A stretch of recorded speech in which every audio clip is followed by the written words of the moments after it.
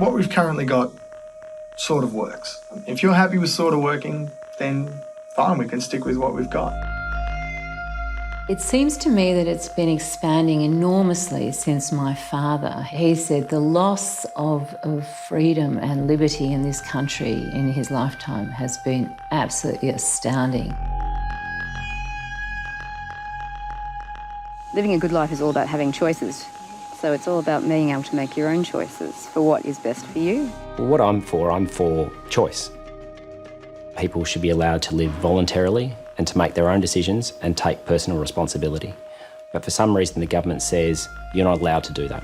The government is spreading itself into everything, and everything that it does fairly badly. We're reaching a critical stage where people are getting very involved in other people's lives and wanting to dictate or ban or control what other people do. It's always done for your own good, and how could you possibly object? So you only have one shot at this life. I really do support pursuing whatever you're interested in, as long as you're not hurting anyone else. Think of the stories that my parents tell me about their childhood, and my childhood was completely different, and I expect my children's childhood to be completely different. Everything involves a licence or a rule. Everything is just stifling. When you start to stack them all up in conjunction with each other, you really have lost a lot of your personal freedom. We are over-regulating and micromanaging every aspect of life. If we continue to overdo it, people will just stop complying and do whatever the hell they want anyway. Every single thing you build, even down to the bricks and the hardness of the bricks. If I don't quite stop at a stop sign, I've just bought a house, there's stamp duty on a house. The faces of the bricks. I have to have a licence to keep my 3 little mice. GST, income tax. And we have to fill out a reptile licence form. There's car registration. If I don't wear a bike helmet. The colours of the bricks. Council rates. A fishing licence. One tax after another. Compliance after compliance. We have to register or fill out a form or go through some government department to do just about anything. With absolutely no benefit.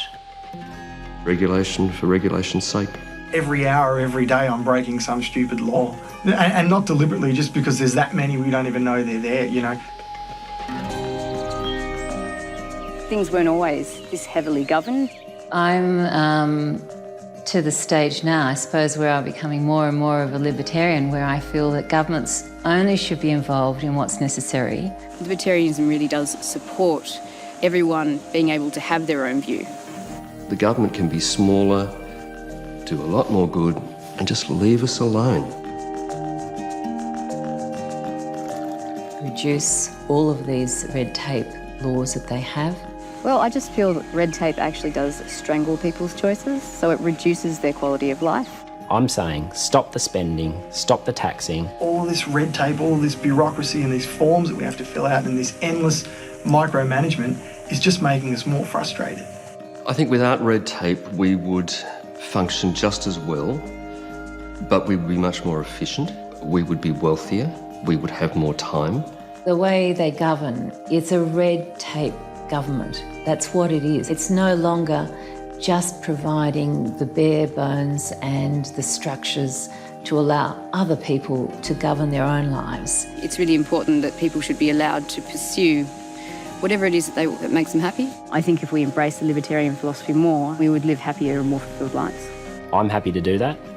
I know my friends are happy to do that. My family's happy to do that.